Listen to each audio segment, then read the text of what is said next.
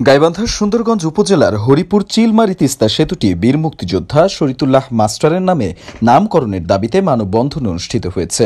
সোমবার বিকেলে তিস্তা ব্রিজ পয়েন্টে মানববন্ধন অনুষ্ঠিত হয়। এতে মুক্তিযোদ্ধা, শিক্ষক, শিক্ষার্থী, ব্যবসায়ী সহ নানা শ্রেণী পেশার মানুষ অংশ নেন।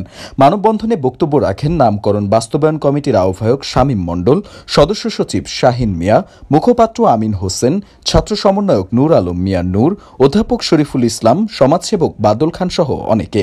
বক্তারা বলেন, ১৯৯৫ সাল থেকে শরীতুল্লাহ মাস্টার তিস্তা সেতু নামে বাস্তবায়নের জন্য নিরলসভাবে আন্দোলন করে আসছিলেন।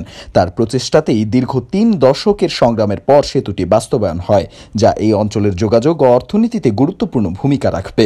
তারা শরীতুল্লাহ মাস্টার তিস্তা সেতু নামে সেতুটির নামকরণ দাবি করেন, যাতে ভবিষ্যৎ প্রজন্ম তার অবদান স্মরণে রাখতে পারে। রূপান্তর সংবাদ, নিউজ ডেস্ক।